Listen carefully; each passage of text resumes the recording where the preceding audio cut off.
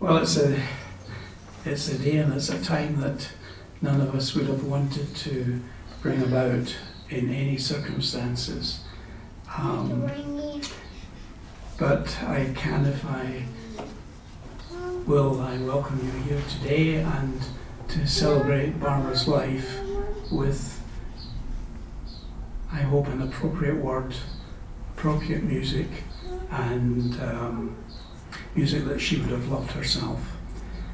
So I'm going to invite Ed, if you will play the first piece of music for us, which I invite you just to relax and try and visualize Rod Stewart when he is singing his piece, Sailing. I would invite you to just close your eyes and enjoy this piece of music. Well, I must apologize. There's a miscommunication between myself and Ed as far as the music is concerned. And I took the step of printing out all of the words of the music for you to listen to and see the words as we go along. I don't think there's any way of rectifying this because I can't link up to the Wi-Fi system here to pick up the music. So Ed, perhaps when you put the video together, the music will be on the video. I can probably get it. Spotify's a wonderful tool. Beg pardon? Spotify is a wonderful tool. I could probably get them. We can probably do this, yeah. Yeah. First up is Rod Stewart. Yep. Yeah, Rod Stewart, Sailing.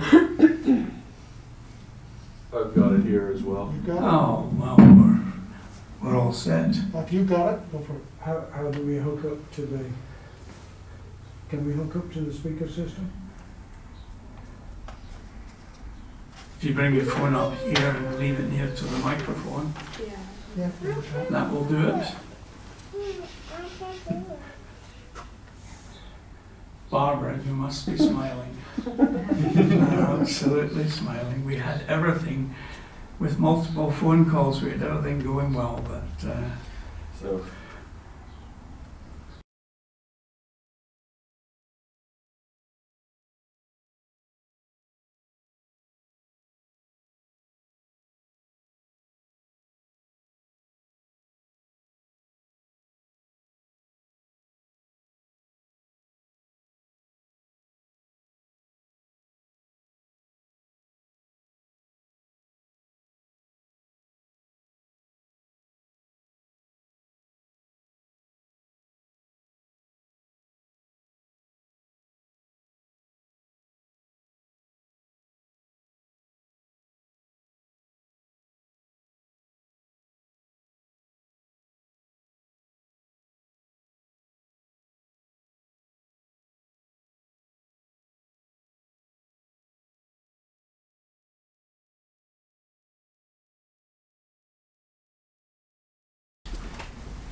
well, that changes things somewhat this morning or this afternoon, because one of the first things I usually say is, please make sure your cell phones are switched off. And in this case, please have your cell phone switched on. Our next piece of music will be, if you want to look it up, and again I apologize for this, is the Beatles playing All You Need Is Love. So if you can cue that up as well, that would be great. I've got that one. You got that handy? Yep. We don't need it quite yet, but Oh, no. not quite yet. Okay. Okay. We're just ready. All right.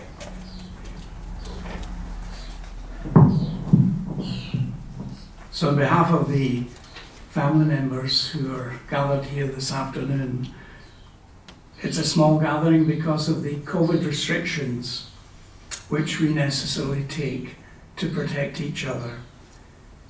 But I welcome you to this place and this time in which we give due honour and love to a woman who has graced us with her presence for 71 plus years. We know that there are many friends who would have liked to have been here today to pay their respects, And this is one of the reasons that we're recording this moment for posterity.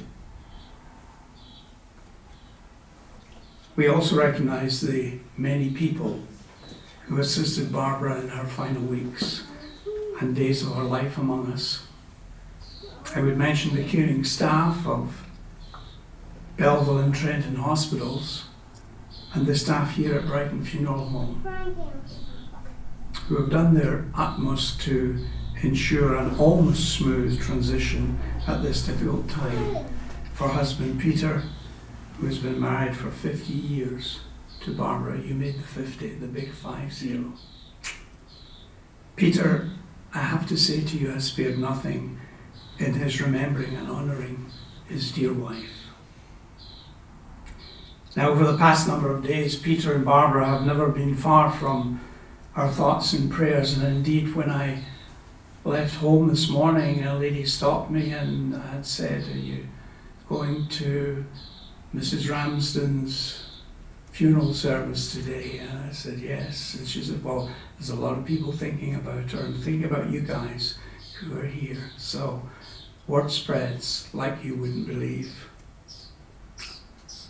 I know that you call yourselves a secular family, but caring and love one for the other comes from more than just secular thought.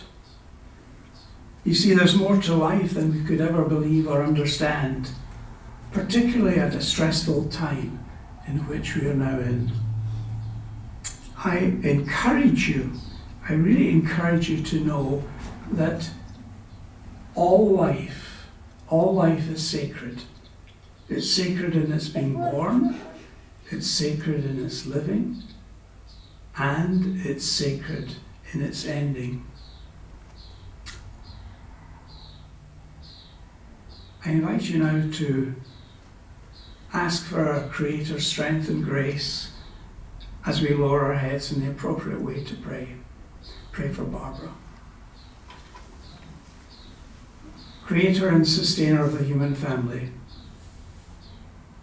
we give thanks for this gathering of love, respect, and caring as we remember in our hearts your loved one, Denise Barbara Ramsden, and all that she meant to everyone who knew her as wife, mother, colleague, friend, grandma, and value her counsel.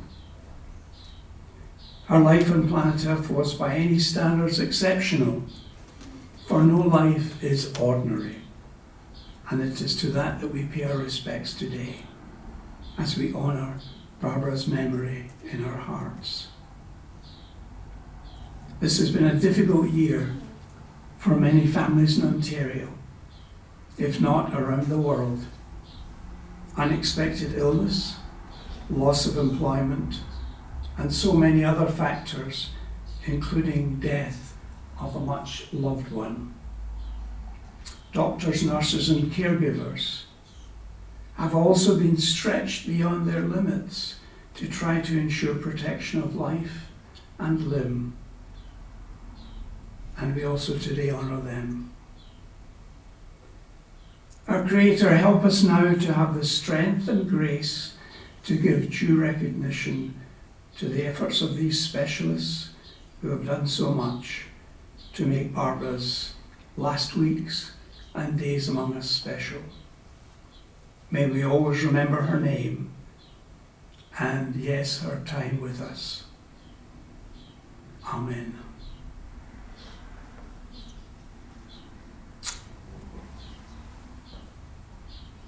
You know, music is the words of the heart. And nobody knew this better than Barbara, from what I can gather from Peter,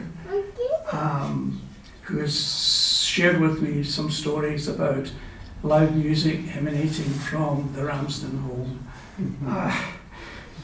Well, whoever put the words together into song did so believing that they told a message to the listener, as well as offering a sound which would carry along the listener. Is it the sound of the lyrics which captures us, or is it both of these in a melody which complements one to the other? As I've just said, I'm told that Barbara embraced this thought in so many ways. We should listen to the words of the past, of which it is said informs our future.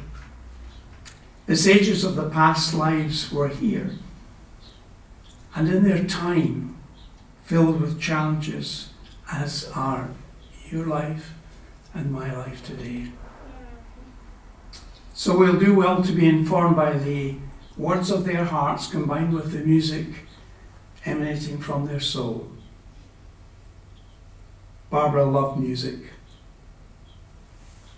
and it's to that now that we speak. I know that much as we might like to, we can't lift up our hearts and voices today to make that happen in her memory, because we're living under restrictions. But we can go one better than that by listening to one of Barbara's favourite Beatles pieces in the 1960s. It needs no introduction from me, and unusual as it may be, I ask you to particularly listen to the lyrics, which is why I printed them out on the song sheet. So listen to the lyrics rather than the melody of the music, as there's a real message here for us from four young guys from Liverpool in the 1960s. And that song, of course, is All You Need Is Love. Love is all you need. How true. I know that the members of Barbara's family would like to say a few words about her life spanning the last 71 years. So Peter, over to you. And I'm right behind you.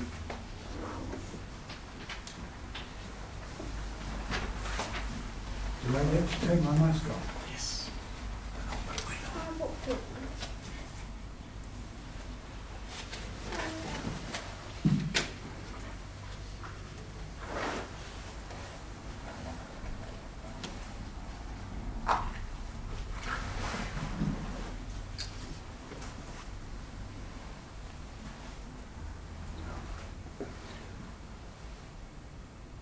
All you need is love.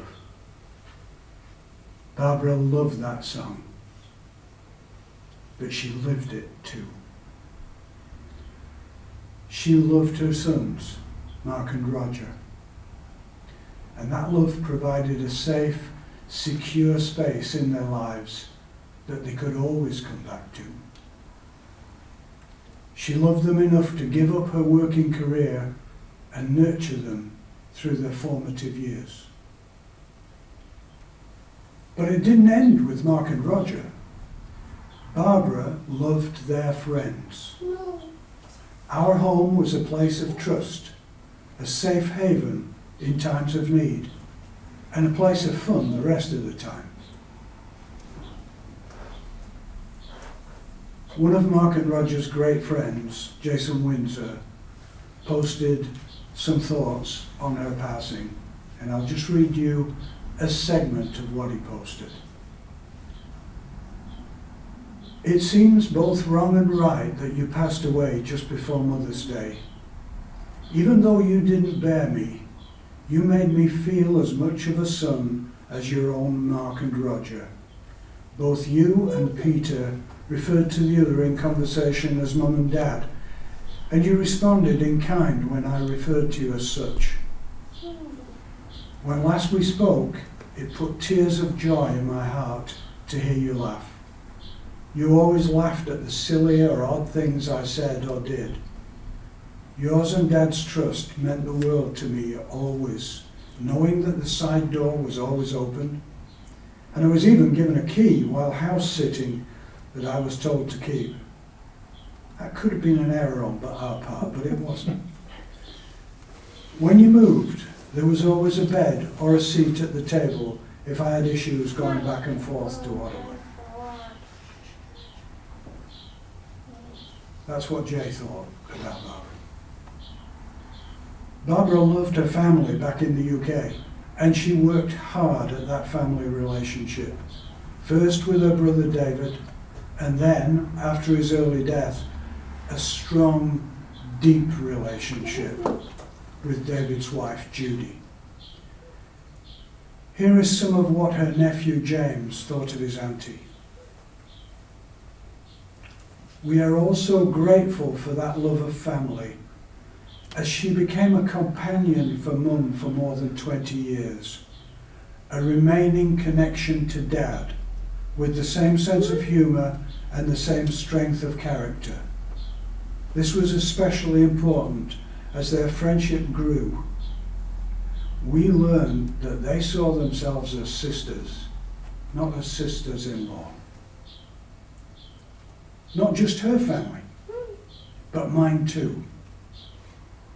There was a special place in her heart for my brother Dave, and she was truly excited when my nephew Richard and his family visited Canada in 2019. She loved her friends and worked hard at friendship. Phone calls, emails, letters if you go back far enough, days out, lunches out. She loved those. She persevered with friendships and made strong bonds. Friendship is a two-way street, and Barbara chose well, with relationships going back 20, 30 and 40 years.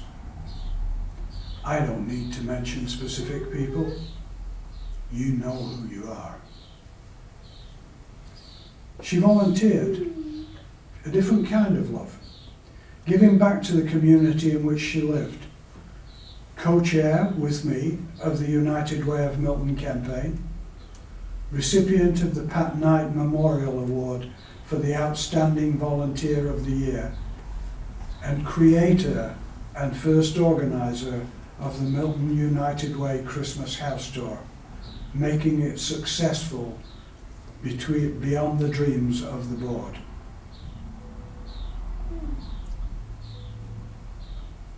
Joining Progressive Presqu'île was a masterstroke for us.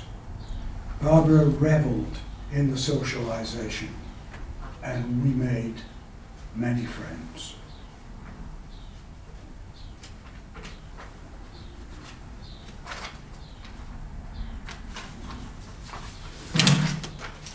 She loved Mark and Roger's families through thick and thin, and she adored the grandchildren we thought we might never have. Like all grands, Fiona and Charlie became the centre of her universe. She worked hard at gifts for them, not just birthdays. Every time we saw them, hours had gone into a little something for Fiona or for Charlie. Most important, she hugged them and made them feel special. They are. And last, she loved me. Day in and day out for 50 years. She gave me her life, her strength, her affection, her determination to do right. She was my bridge over troubled waters. I first saw her at a university dance. She looked way outside my reach, but I asked her to dance anyway, and she said yes. We danced together the rest of the night, and the rest is history. She always supported me, and I tried my best to support her. More important, she made me laugh. We shared our lives for 50 years. Parties, times with friends, meals together, traveling Europe, North America, and a memorable trip to Egypt. She loved to travel. Last fall, for our 50th anniversary, we planned to go to Venice. Her lung problems meant we couldn't do that. So, being resourceful, we planned to head to PEI instead. Enter COVID-19, stage left. Finally, we spent a week at Sobel Beach. It didn't matter where we were, because we were together. We had a wonderful time. I think she knew at that point something of what was to come, but was determined to have time together. Today for me is a time to say goodbye, but I will always carry my memories of her forever.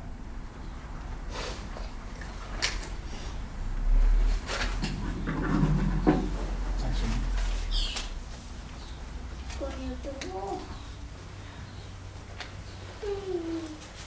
Ian.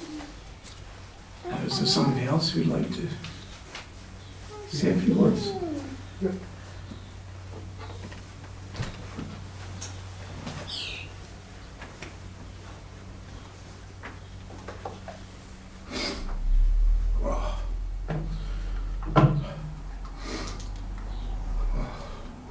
The music got me.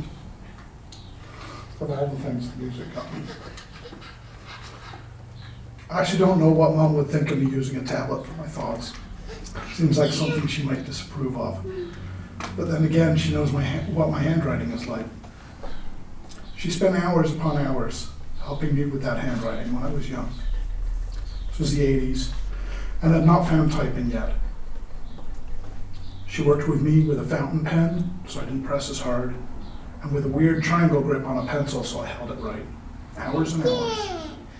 I don't remember her ever getting frustrated with 10-year-old me, even though she had every right to. My handwriting never got me better, but it wasn't for her lack of trying. These are the little things that make up a life. It's not the big things. I used to think it was, but it isn't. Or rather, we start to see the little things are actually big things. Me learning to write legible cursive, a little thing. It was typical of Mom. Lots of little things that no one noticed that made the big thing. And the big thing was that she always took care of us. When we came to Canada in 1984, we didn't know what Halloween was. It hadn't become a worldwide thing in the 80s. So coming from the UK and Europe, we had never experienced it. So we ignored it. Until the day before Halloween, when the kids in grade 5 and grade 2 for Roger were talking about the costumes they were going to wear tomorrow. In the space of hours from us coming home, practically in tears at the thought of being costumeless outcasts, she came up with garbage bag skeleton costumes. And honestly, they were brilliant. There was no YouTube to ask. She just figured it out. Little things that are big things. And taking care of us was tough. We were weird. And that includes Dad. We were 3 boys and her. And we were all into cartoons and toys and fantasy and science fiction. And really none of that was her thing. At all. But we got her sometimes, and she got us. Which meant that one of my favorite things for years was coming to love watching MASH with her, which she loved. And I learned to love because I learned to see what she saw in it.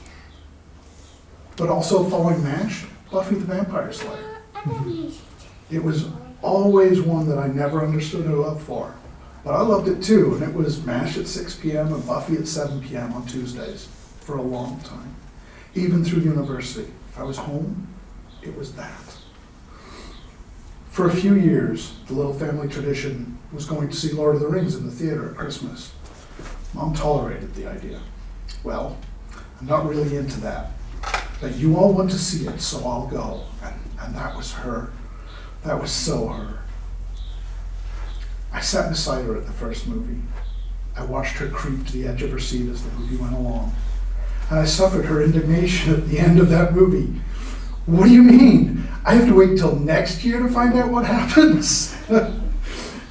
It's always the little things. Mom taught me to be kind, to do for others. She worked in the background. I'm less that way. Roger takes care of others from the background and is better at it than I am. He's the glue in the family, the same way Mom was. Dad's already talked about her activity in the United Way, how she changed some of the things they did. But she taught me to be kind every day. Our house was a congregation point. The driveway, the basement, she took in the strays. They know who they are. And while Dad was on board, it was Mom, because she was around and she looked after them.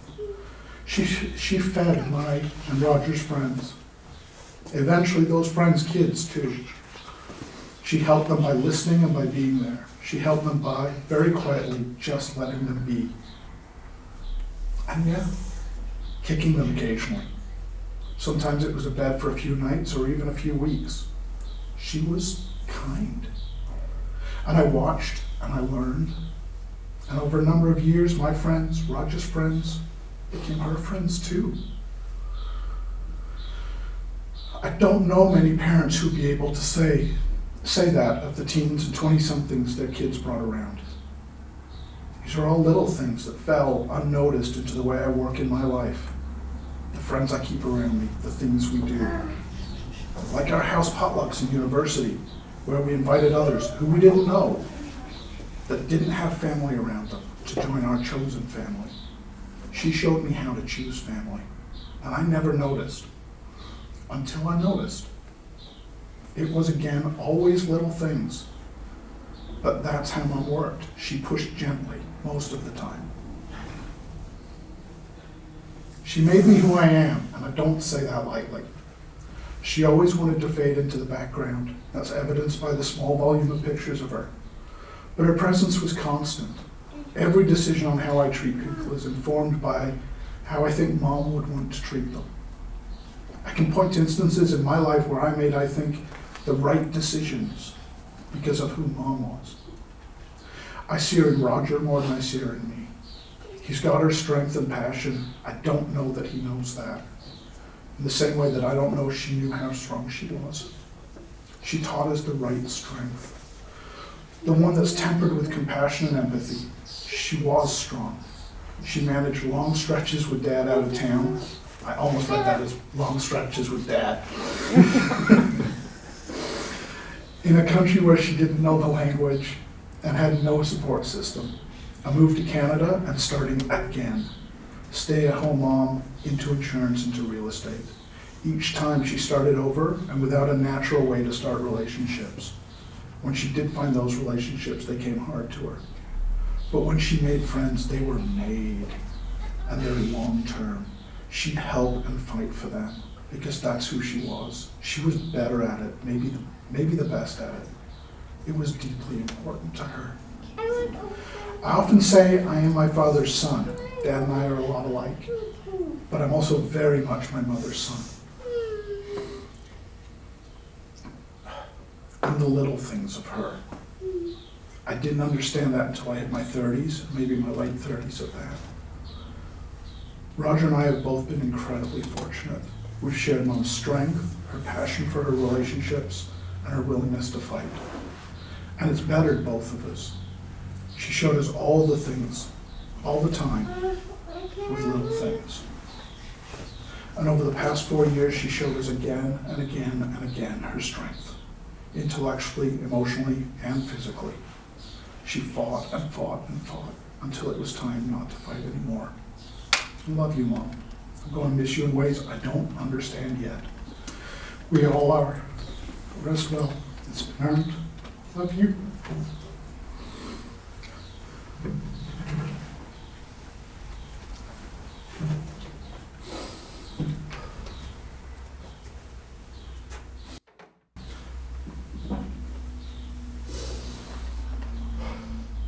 It's a very difficult thing that you've just done, and I can say that you've done it very, very well. Thank you. Barbara would be very, very proud and pleased with you both.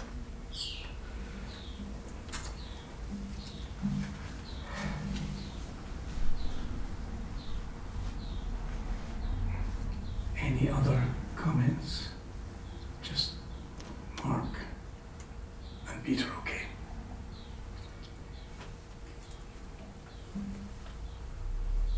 So what is death or dying? As Peter can probably guess, I've thought about this perhaps more than any other life event. I find it easier to place words to it as I grow into my sunset years with my white hair and beard to accompany it. and the usual memory challenges which it provides. You know, if I was a pessimist, which I'm not, I would embrace this statement by W.H. Auden as my credo. And it's called Stop All the Clocks. Stop all the clocks, cut off the telephone, prevent the dog from barking with a juicy bone, silence the pianos with muffled drum, bring out the coffin, let the mourners come, let airplanes circle moaning overhead, scribbling on the sky the message, she is dead. Put crepe bows around the necks, the white necks of the public doves. Let the traffic policemen wear black cotton gloves. She was my north, my south, my east, my west, my working week and my Sunday rest, my noon, my midnight, my talk, my song. I thought that love would last forever. I was wrong. The stars are not wanted now. Put out every one. Pack up the moon and dismantle the sun. Pour away the ocean and sweep up the wood, for nothing now can ever come to any good. W.H. Auden. Well, the indisputable fact is that love actually does last forever, in spite of what W.H. Auden says. I say and claim that you're not dead unless or until you're forgotten. You see, in our hearts we have what we call memory, which is built brick by brick out of all of the incidents in our lives which we may recall clearly as if they were happening right now, today. It's this miraculous thing we call memory. It's memory that guides our thoughts of a loved one, as we just heard Mark say, or indeed someone whom we may recall with some angst in our voice, as all of our memories are not pleasant ones. As we grow more mature, this, thank God, mellows our thoughts. Moments of life and love become crystal clear, and it's that which I would like to focus on today. Moments of love. Recalling the past. It's always there years after the event. The time when in Yorkshire, England, the engagement to a sweetheart is suggested. The times when a secret is revealed, which one hopes will not jeopardize a relationship. And we all have moments of these during our lives. Memories and moments of love. Moments, yes, of embracing each other. As we say in non-secular circles, moments of body, mind and spirit, where three become one, perhaps just for a brief moment or two, and perhaps if we're lucky, as Barbara and Peter seem to have done, for a lifetime. Recalling moments, sacred moments in a loved one's life, can bridge the trauma, and yes, it is traumatic today, the trauma of parting, an unwanted and uninvited or unexpected transition which we are forced to make. In Barbara's more recent lifetime, which we're remembering and celebrating today, I met her several years ago. She was setting out on a challenging journey, much like my own. A lady who needed reassurance and confidence to move forward with her life, as I had once done several years previously. Following that contact, I lost track of wife, mother, grandma.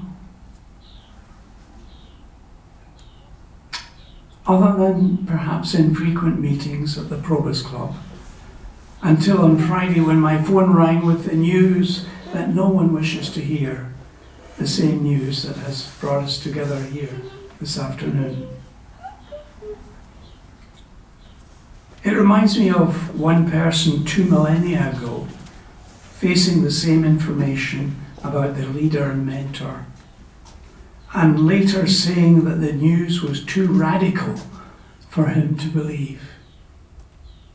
So radical that he, Thomas, firmly stated to his companions, unless I see the scars of what they did to him, I cannot believe.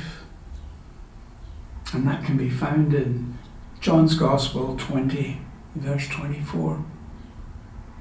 Yet another transition which Thomas had to face. I'm sure that I'm not the only one here today who feels that way. Unbelief and denial that someone we have relied upon is no longer with us to smile, to hug, to ponder and discuss matters related to family and friends, children and grandchildren. And yet, here's the good news. And yet, although the physical contact cannot be maintained, whether you believe or you do not believe, it's the more important spiritual side which will always be there. It'll be there for you if you know how easy it is to reach it. A word, an action, a quiet moment of asking yourself, now, what would Barbara or Mum or Grandma do in a situation like this? What might she say or do?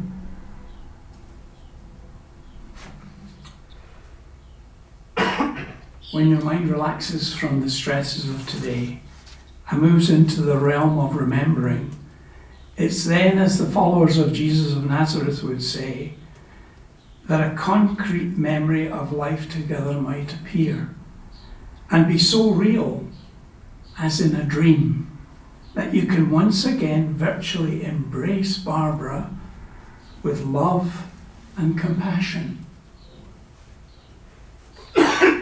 You see, the power of what has gone before cannot be erased. It's now a part of you, all of you. And it always will be. I encourage you again to remember these words. You are not dead unless you are forgotten. I'll say that again. You're not dead unless you're forgotten. So please, do not forget. I encourage mums and dads to build on your own memories of your loved one. Remind the children of special moments, places and times you shared through love. Photographs like these take on a whole new meaning, as many of us who have also suffered bereavement like this have discovered. A word or name or place casually spoken in conversation can trigger the most beautiful memories of people, of loved ones and places. It was a person called Leslie Morin-Stilco who said these words. When somebody dies, you don't get over it by forgetting.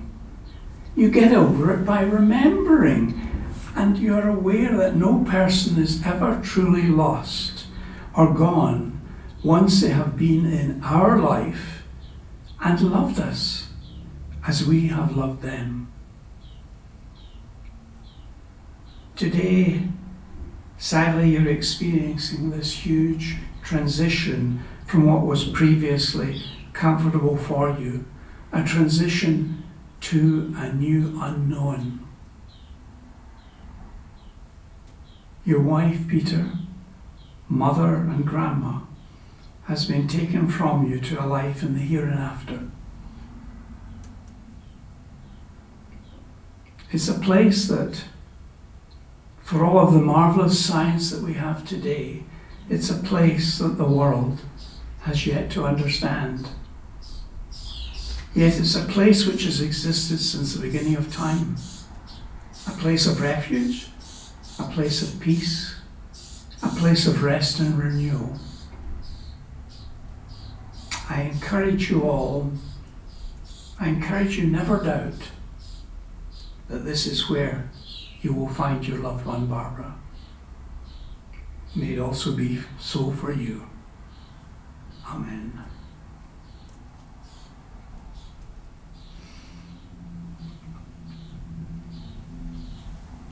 I chose a piece of music which, to me, speaks to thousands and thousands of people who have experienced exactly what we are trying to experience today. You all remember the lady by the name of Dame Vera Lynn? And she said of this song, "I always try to choose cheerful songs that soldiers missing their wives and sweethearts could relate to.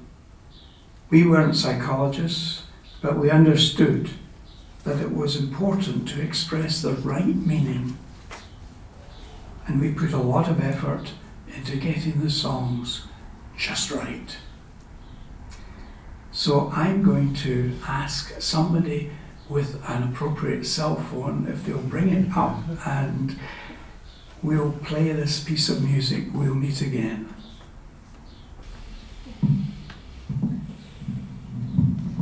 And again, I apologize for this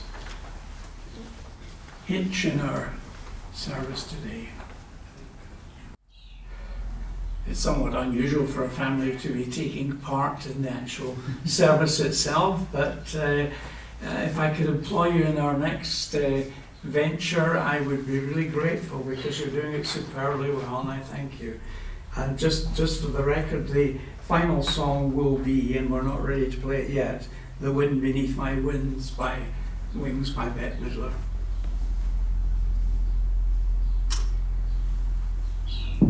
I'm going to call Bob in here for a moment, if I may.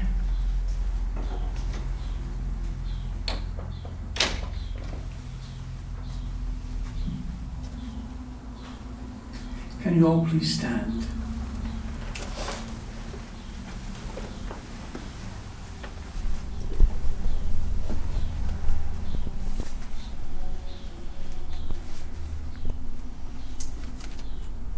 Cherishing memories that are forever sacred and sustained by a love that is stronger than death. With thanksgiving for the life of Denise Barbara Ramsden, a wife, a mother, a grandma, and friend, we commit her earthly remains to her final resting place. Ashes to ashes, dust to dust. May her memory remain deep in our hearts and never fade. May her spirit return from whence it came, and may it rejoin her Creator in life beyond all life.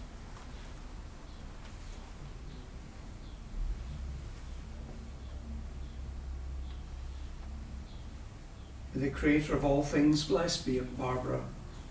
May the light of his countenance shine upon her and be gracious unto her. May the giver of life look upon her with kindness and welcome her home to everlasting rest and peace. Amen.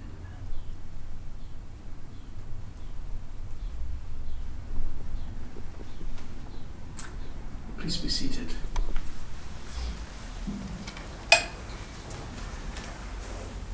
And before we move Barbara, I'd like to invite you to listen to this last piece of music.